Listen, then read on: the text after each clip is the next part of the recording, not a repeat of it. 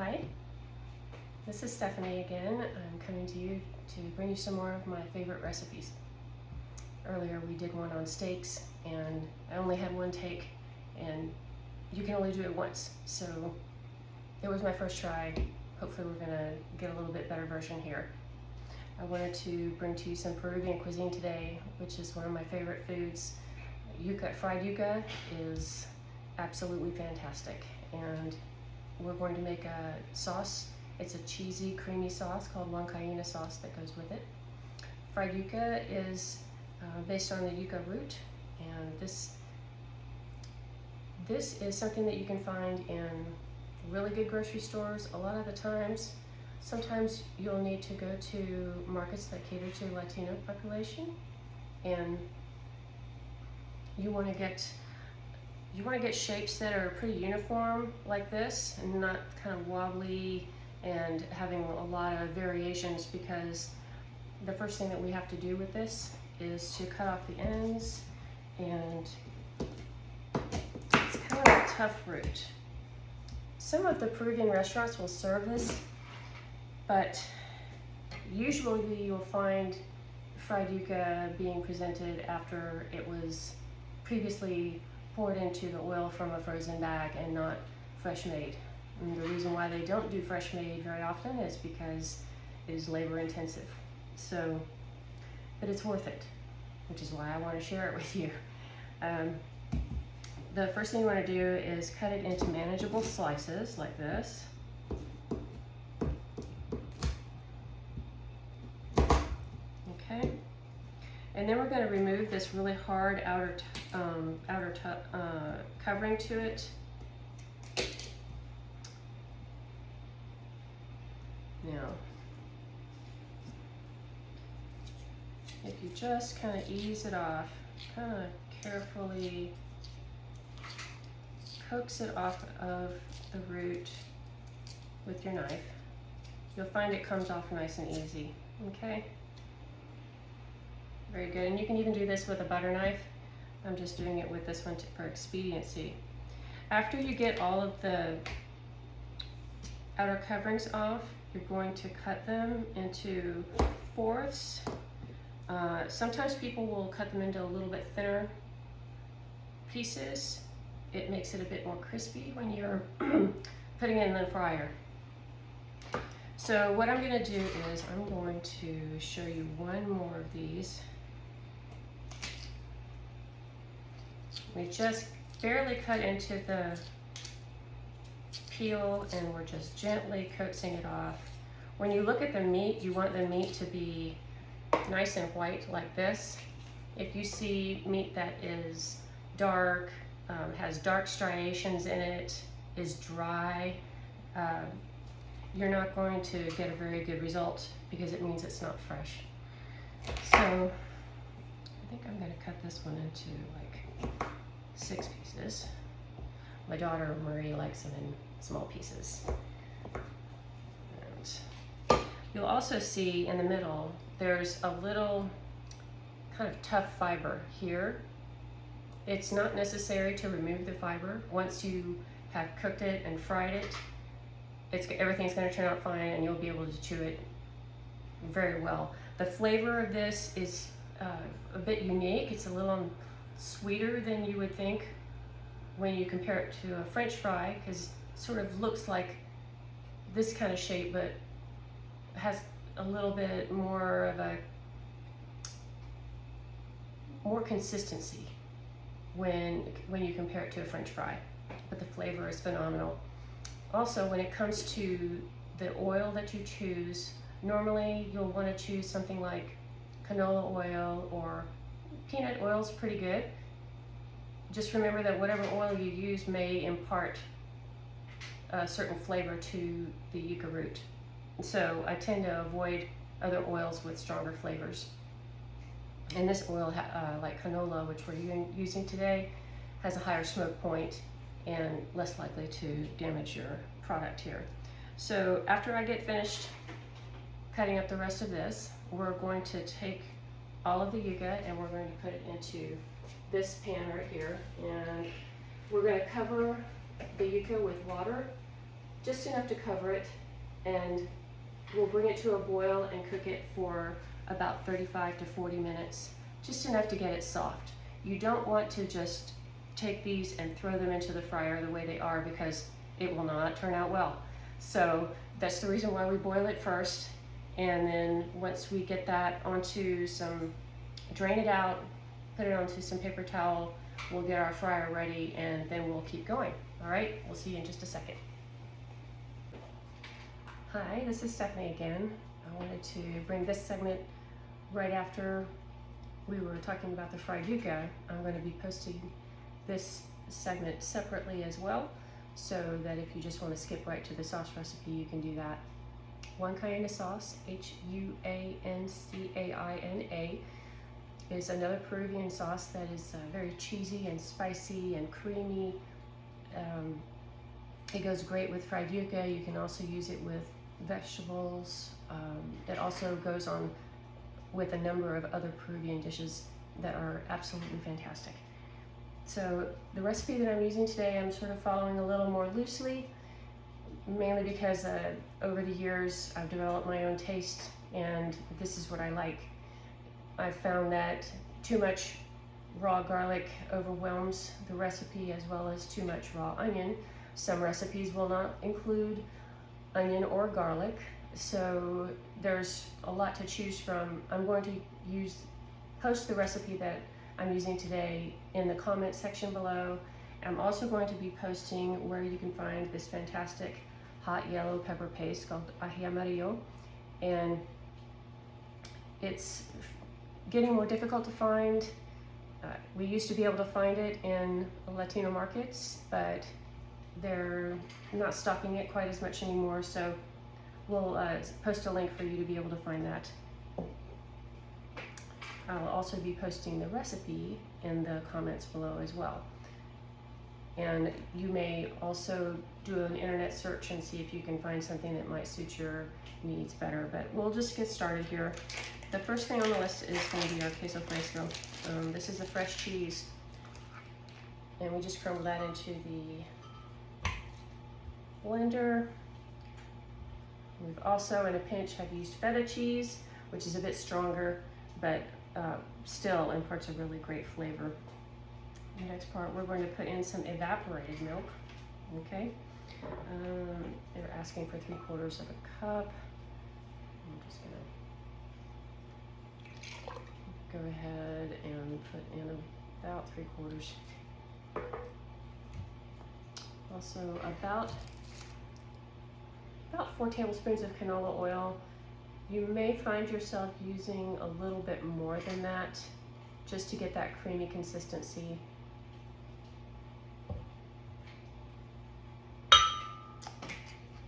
Now, with regards to the onion and garlic, sometimes it can overwhelm the sauce, especially after it's been sitting for a while, so be careful with your onion and garlic. I would suggest trying this first without adding exactly what was in the recipe, because several of the recipes that I've come across have quite a bit, like half an onion or a whole onion. You don't really need that much.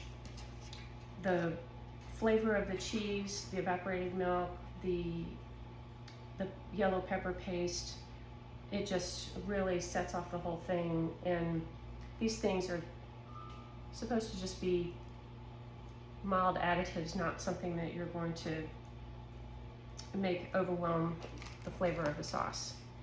I'm going to have a little bit of salt. And this is also something that you're probably going to adjust as you go.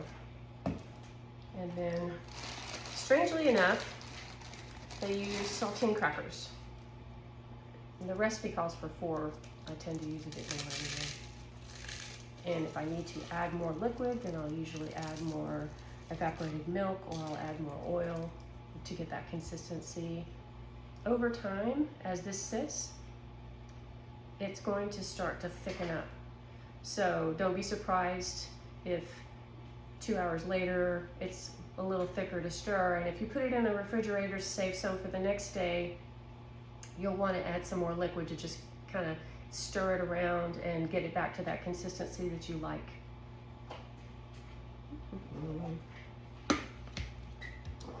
All right, bear with me here.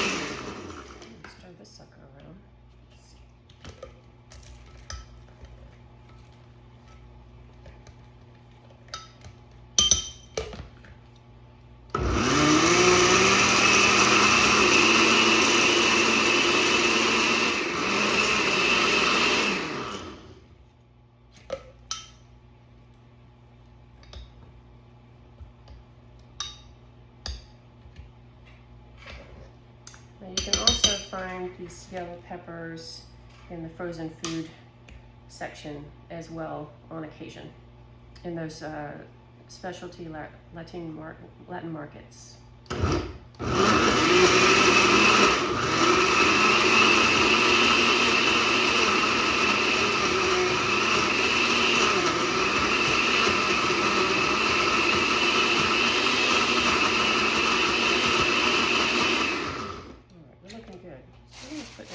Pepper paste here.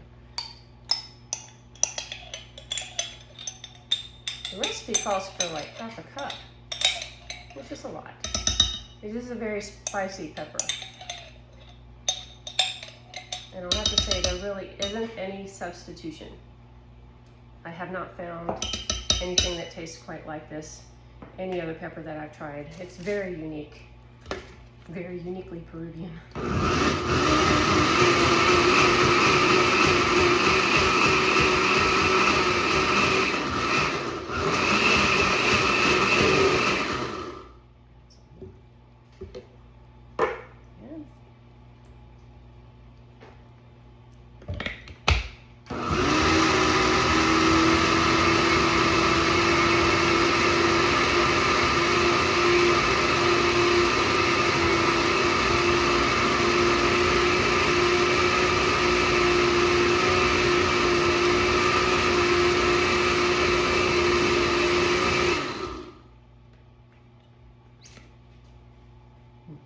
Delicious. Hang on a second. Let's see where we're at.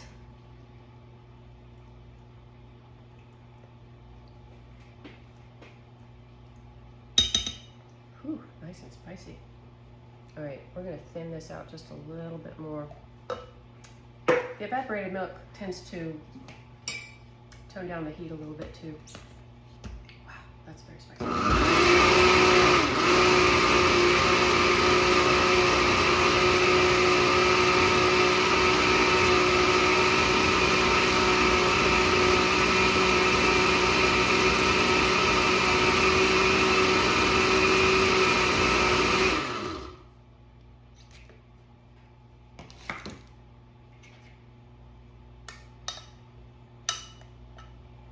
So it's got a little bit of a yellow tint to it here. Oh my goodness, very delicious. And you know, I just put in a little bit of garlic, not a lot, not even a whole clove, and I can really taste that garlicky flavor. So please be careful, garlic and onion, don't put in too much.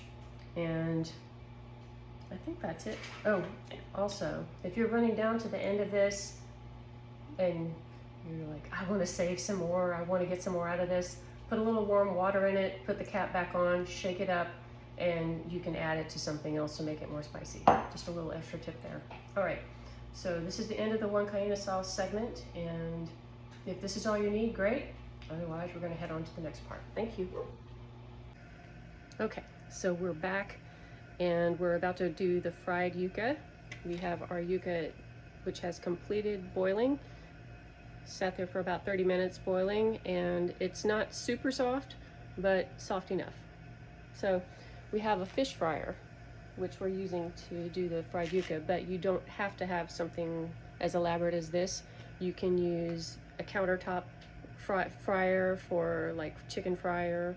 You can also use a deep skillet and put a layer of oil and just have it just enough to be submerged, and everything will turn out fine. This is just the way it ended up today because we're cooking fish too, but it's not included in this, so sorry.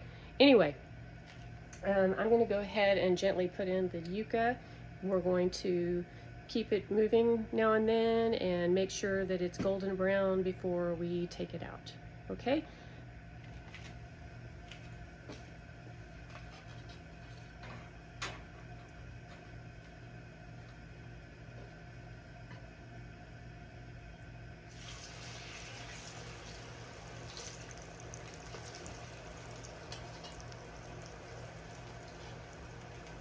As much of this out of here before I start dumping it.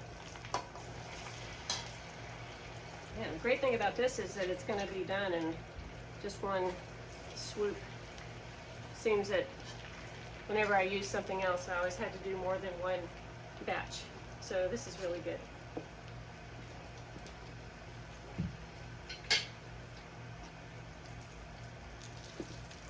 So when you are choosing what to put into your sauce, as we were discussing in the previous segment, just remember that this is your sauce, and there's a lot of opinions on what is authentic and what is real Peruvian, and even if you go from one end of the country to the other, you're going to find there's variations on dishes, and everybody says that theirs is the best and the most authentic. So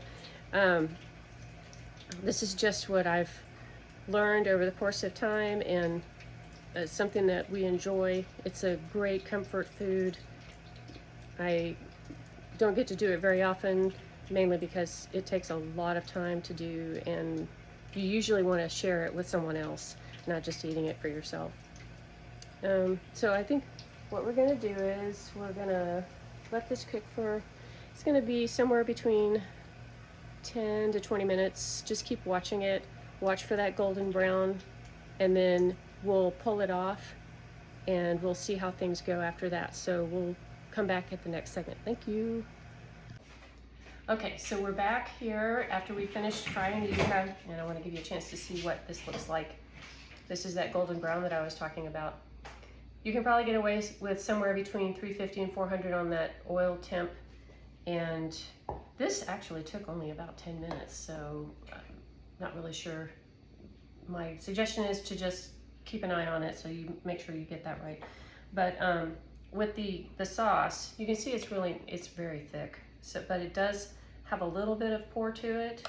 This is right where it needs to be. Okay, and I'm gonna just go ahead and do one.